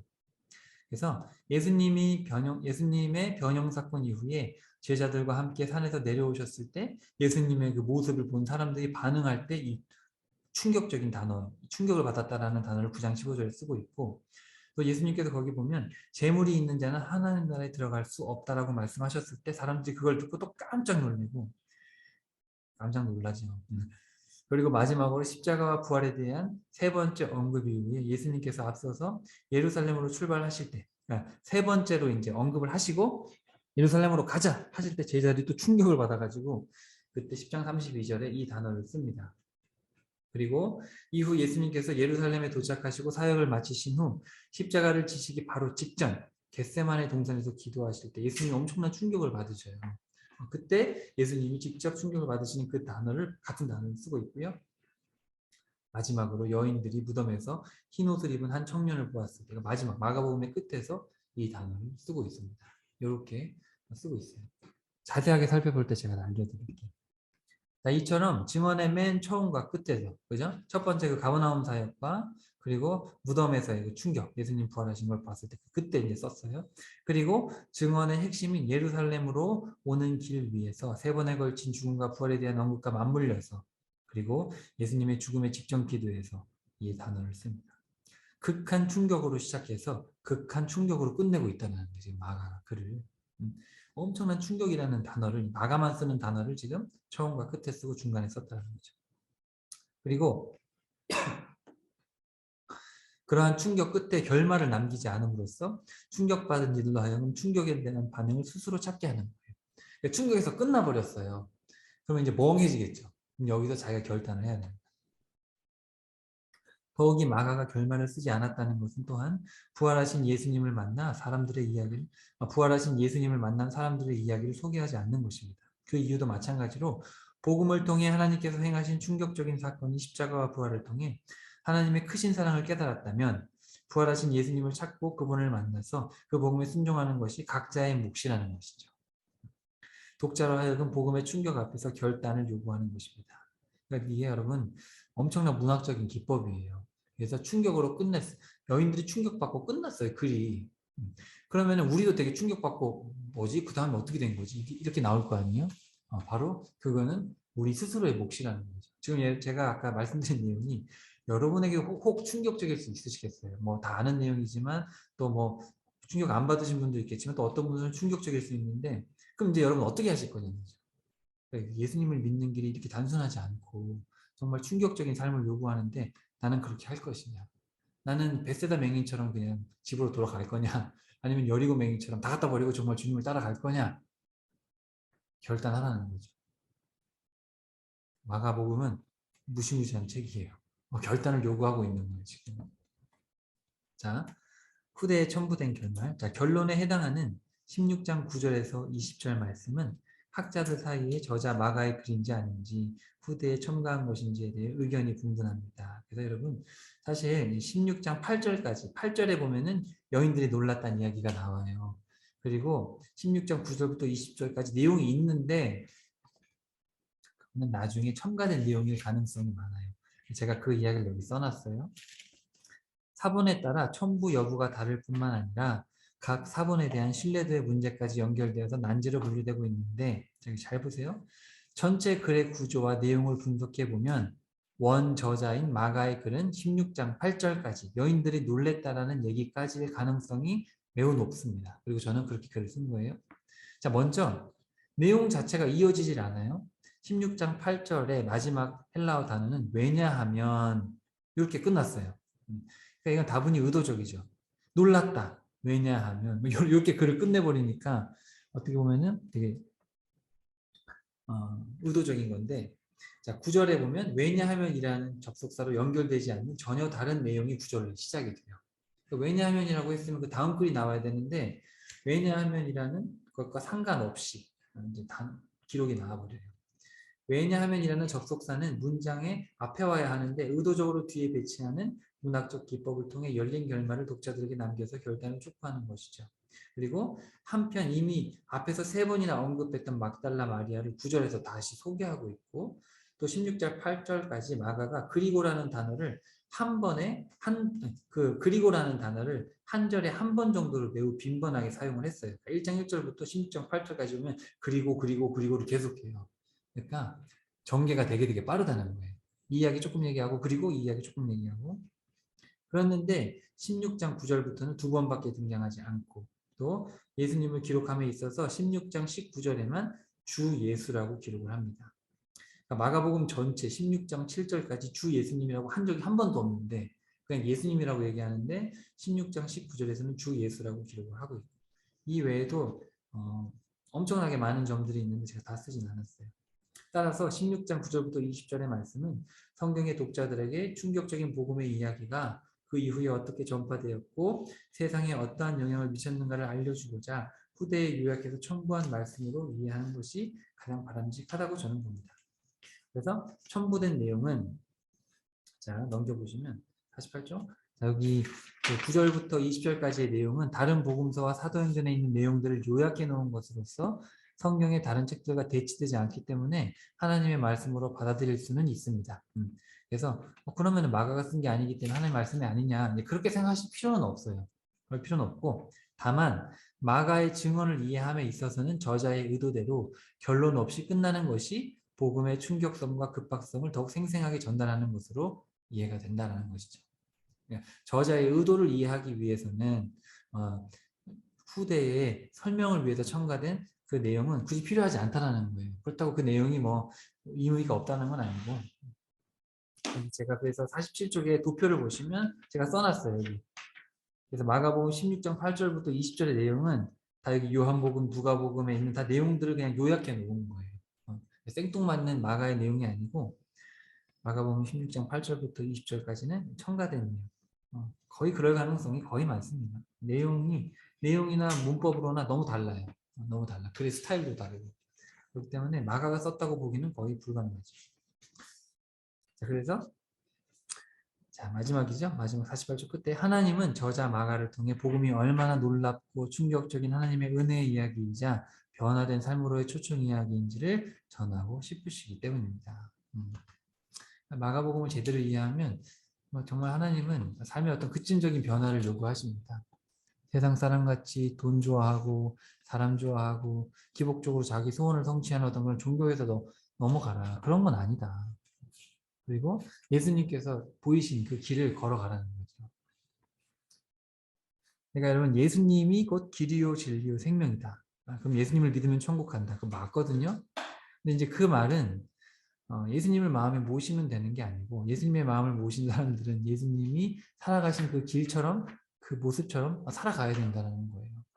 삶의 변화가 있어야 된다는 거예요.